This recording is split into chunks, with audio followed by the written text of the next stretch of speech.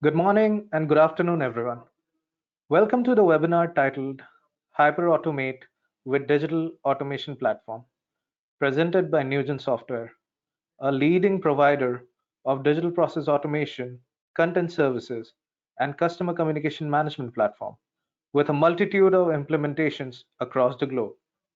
I am Gunjan Kalita, and I shall be your host and moderator for this webinar. Today, we have Anurag Shah, Nugent's AVP and Head of Digital Products, as our speaker. At the end of the presentation, we'll be having a question and answer session.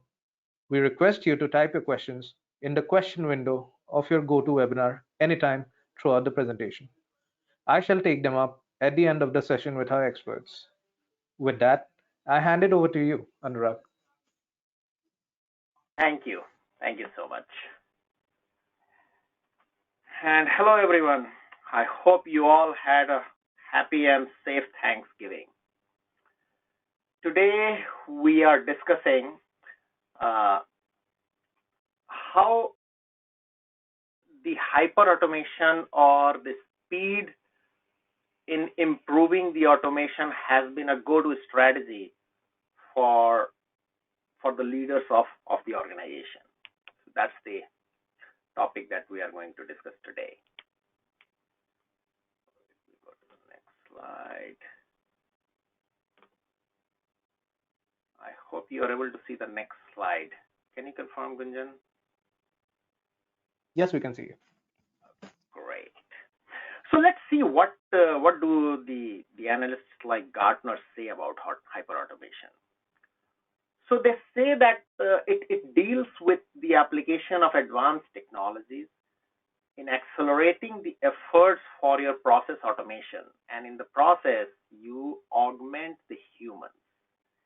And then they say that it also includes the sophistication of the automation in terms of how you employ discovery, analysis, design, automation, measurement, monitoring, and reassess all of these in an iterative fashion.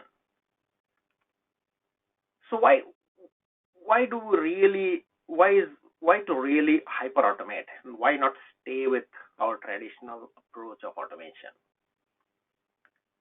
Well, to deliver a great experience with speed, and in doing so, you need to develop a strategic ability to adapt to rapidly changing customer demands. Now, customers may contact you through any channel: social, mobile, contact center, in person, any of these channels. And they expect to not only respond in the real time, but they also want it faster and right and correct first time. But more often than not, guess what? They go through back and forth with a disconnected experience. So what do you want? You want to ensure that your employees, your partners, your customers, all your stakeholders, they can collaborate productively and effectively to deliver that customer experience, to deliver that the automation, the end-to-end automation result to the customer. So how is it different? Two key aspects: the acceleration of not a siloed approach, and we are going to discuss a little bit more about that, but to end-to-end automation, and your strategy towards continuous improvement and how you make it agile. Again, if you look at how Gartner kind of sums it up, that a single tool cannot replace your humans.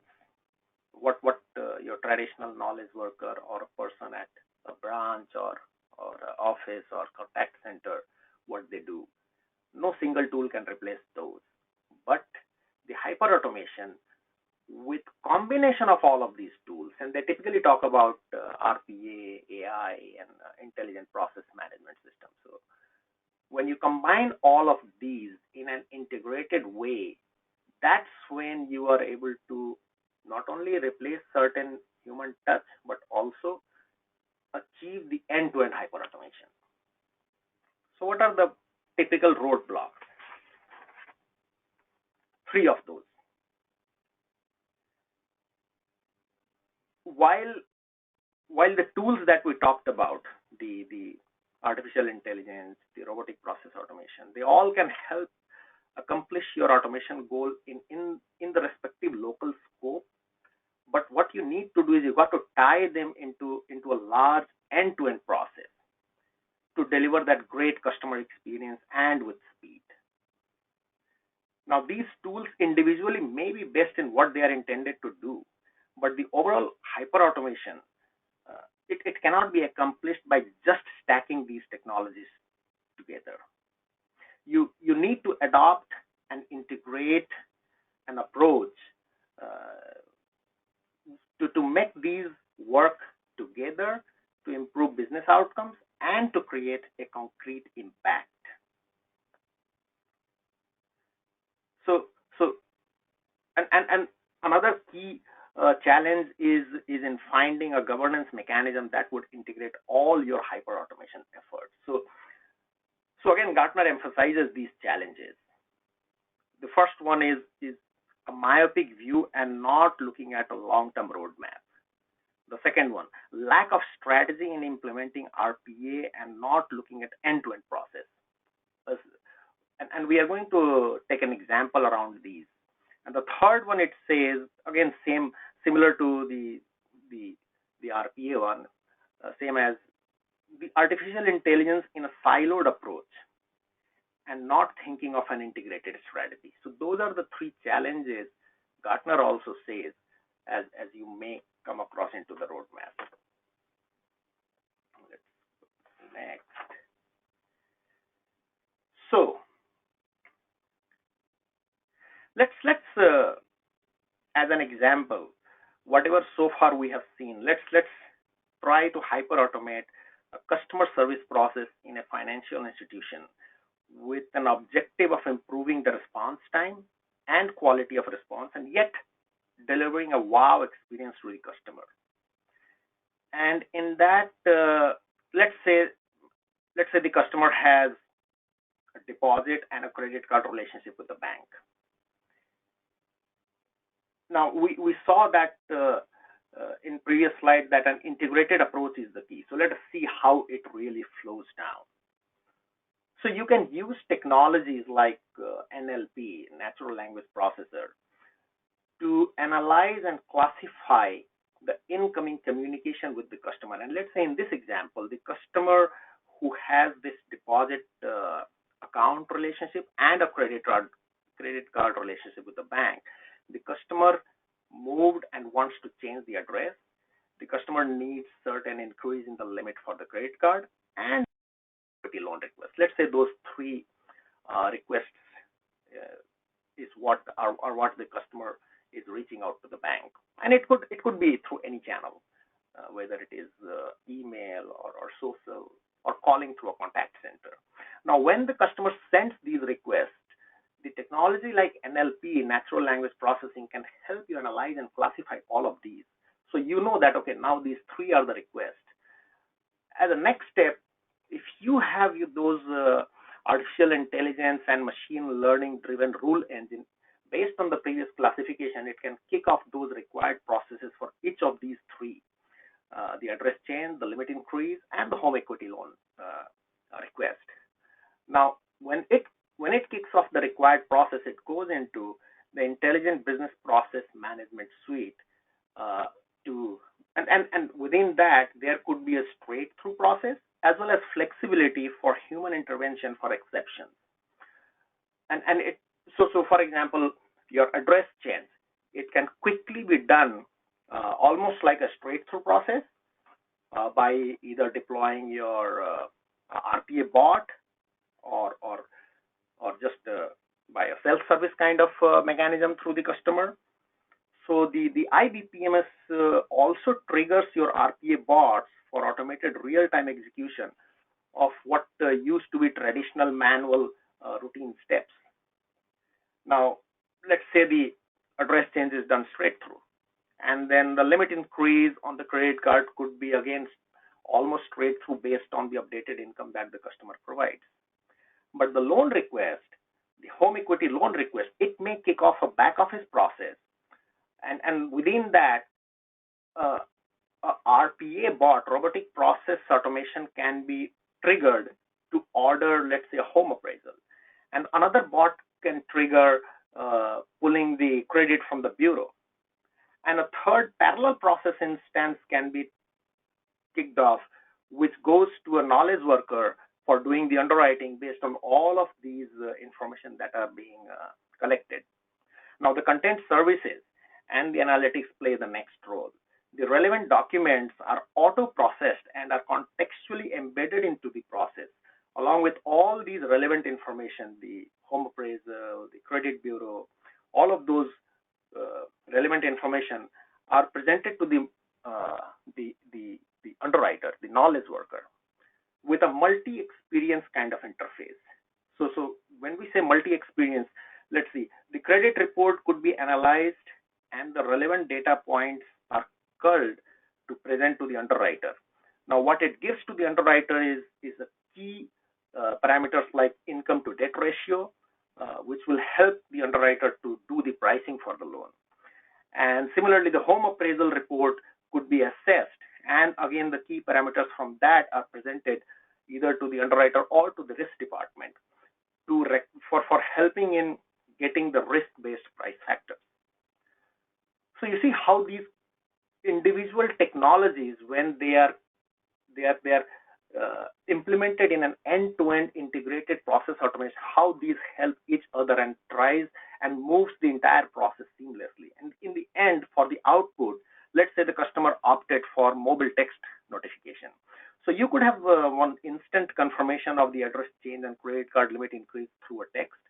And during the processing of home loan, there could be another text wherein it sends a request for let's say latest pay stub from the customer, and it could include a link, clicking on which will take the customer to an online portal to upload the pay stub picture or to upload a scanned copy of the same. So those are your communication channels, and it could be anything. It could be email, it could be portal, it could be sent through the social, whichever channel customers subscribe to or preferred in that channel. Now, let's say, how do we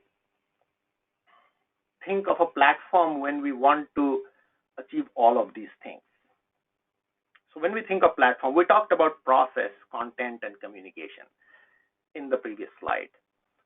And we talked about various tools which are at your disposal: business process management, bots, the rules engine, the low-code application platform, artificial intelligence, machine learning, content services, cognitive automation, and there could be few more, all of these advanced technologies.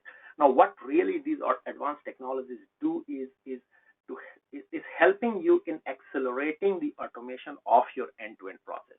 Again, the key is here flexible and modular, but not siloed. You are not automating one step. You are not just doing NLP for classification and analysis of the incoming request. You are actually tying it with the next downstream and upstream process steps. And you are using all of these tools in combination to achieve that. And that's the key towards thinking a platform. And when we are doing that, throughout the process, if you see, the continuous improvement and the agility which comes with this kind of approach is through the points that we see on the right side: the discovery, analysis, design, automation, measurement, monitoring, and then reassessing, and again doing it iteratively. So achieving both of these objectives require the implementation of a digital platform, digital automation platform, which allows you to, one, stitch together the entire customer journey through end-to-end business process automation, and two, to integrate the advanced digital technology capabilities like all that you see on the left-hand side, to leverage the intelligence and the analytics. Okay, so we talked about platform, we talked about the integrated approach. Let me introduce Newgen low-code digital automation platform, and let us see how we kind of use all of the previous slides inputs, and how this platform helps you in achieving that. So if you look at the center of the left, the orange part, the process, content, and communication, that's the low code application platform, the which includes all of those processes, content, and communication. And if you look at just outside that, you would see all of those technologies that we talked about: the robotic process automation, AI/ML, analytics, integration APIs, technologies like blockchain, uh, single sign-on, and user authentication. So all of those are the technologies which sit on this on top of this platform, and it helps you transform the processes across different industries, be it banking and financial services, insurance, government, enterprises, shared service centers, in the channels which are uh, across the channels: multi-channel, omni-channel, social, portal, mobile. So what you are really doing is, in the bottom you say you have a connected enterprise, and on the top you are transforming the experience with this kind of platform. Let's go a little bit deep into it, what really it means. So when we say that low code application development, and when we say that digital automation platform in the context of hyper automation, what really you need is the key components of the platform which helps you achieve that, and employ all of those modern technologies.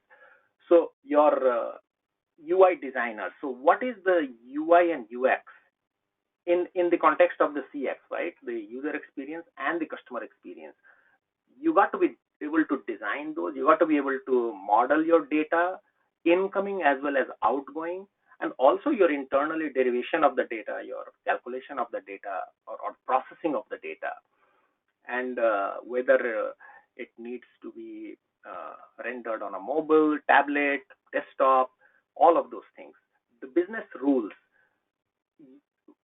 So when you are employing, we saw that in previous slide that you could use AI and ML, but then the output of AI and ML, if it is tied with business rules, that's what will trigger the respective processes uh, into the intelligent business process automation orchestration.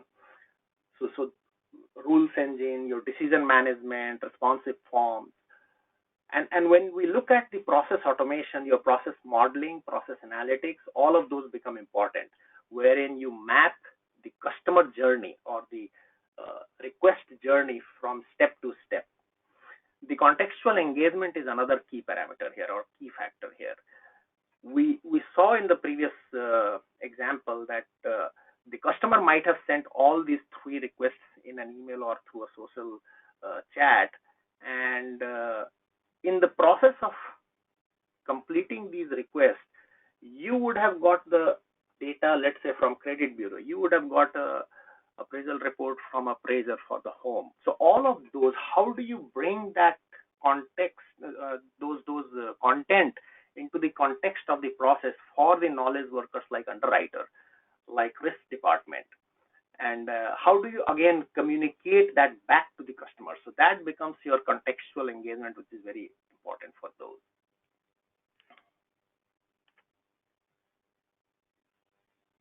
So what we are saying is, we talked about platform, we talked about components. So what we are trying to say here is a platform which is ideal for building your digital solutions. It relies on the success of these initiatives using contemporary content services, intelligent business automation with low code platform, and a proactive omni-channel customer communication.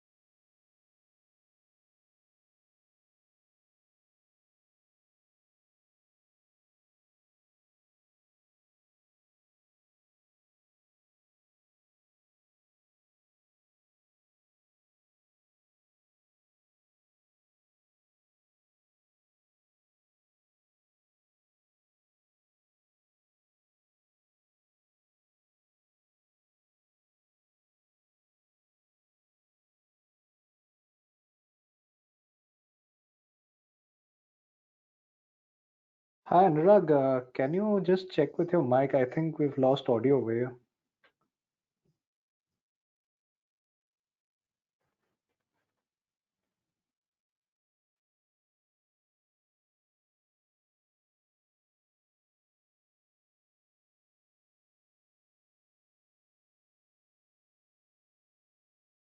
Anurag, if you can hear me.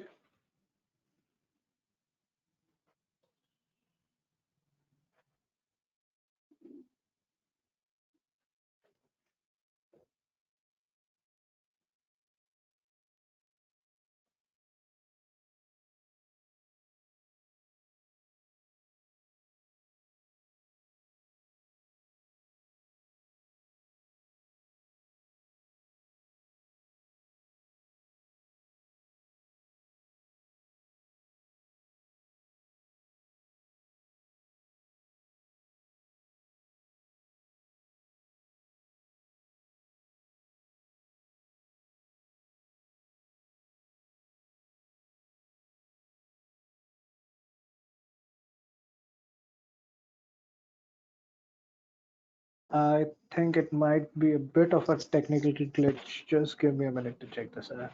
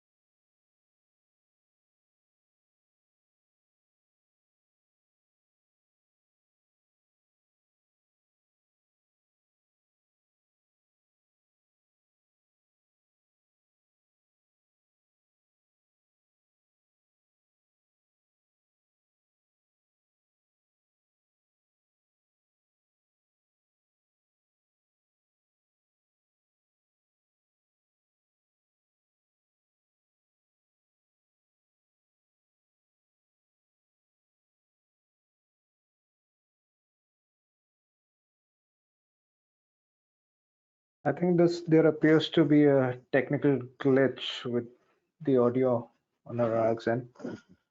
Uh, what we can do is we shall provide a recording with the audio added on later on, and you also have the entire ebook in the handouts pane of the GoToWebinar panel on your right as well. So please feel free to download that.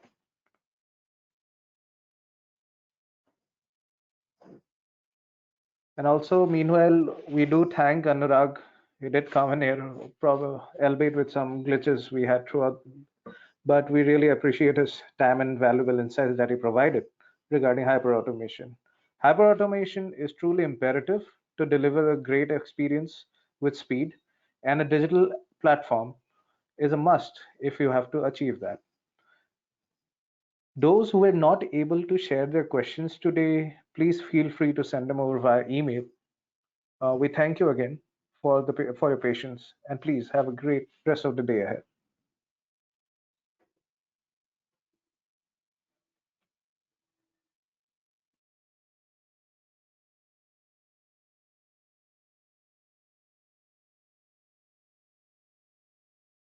Hello, Gunjan. Are you able to hear me now? I can hear you now, Anurag. We just I didn't realize that I was speaking when nobody is able to hear me. I don't know which slide I you stopped hearing me. that was around the analyst in the Nugent slide. Okay. Since we are at the end of it, I mean, if we have got any questions, we could maybe spill it over by 3 or 4 minutes and see if we have got any questions Surely, next. I did have a couple over here, so I'll just take them up. So the first question that came in early on was, does a platform implementation make more sense at an org level or departmental level?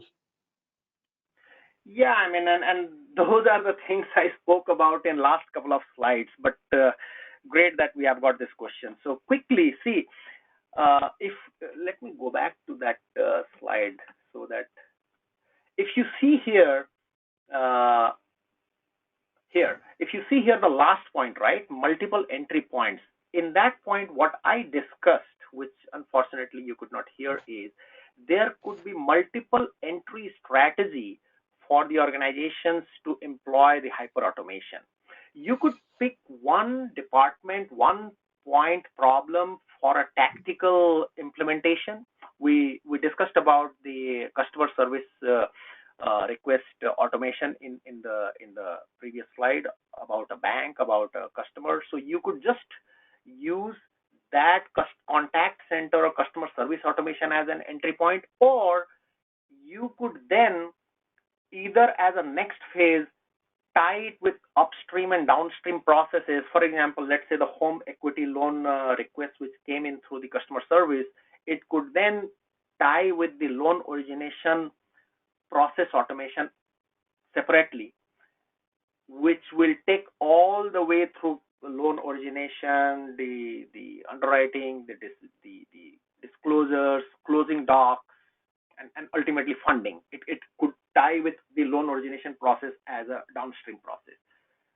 Or you could actually take this entire loan origination and the customer service as an enterprise-wide platform.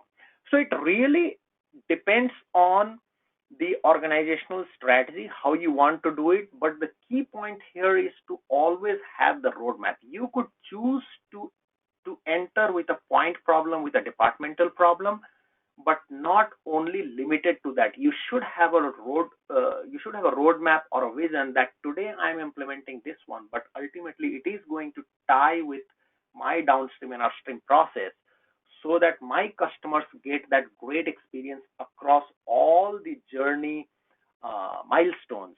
And at the same time, internally for my employees, for my processors, for my human beings, they seamlessly get a multi-experience interface to deliver that what they have to.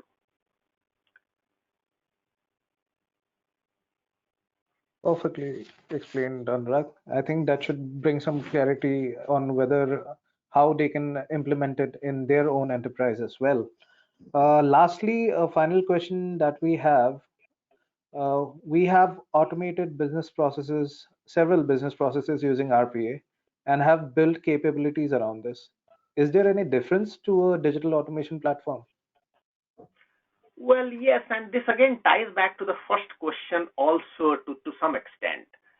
See, in typically we have seen that the bots have been used extensively in last few years to achieve that specific problem, specific repeated mundane task automation where you are taking human away. What what we have now reached is, I mean, no matter how intelligent the bot is, you would always get 80-20 output in that. So 80% of your activities with the bot could be processed successfully, but you are bound to get those exceptions for the remaining 20%. I mean, the percentage could vary. It could be 20%, 10%, 30%, depending on different use cases and industry and how you are structured.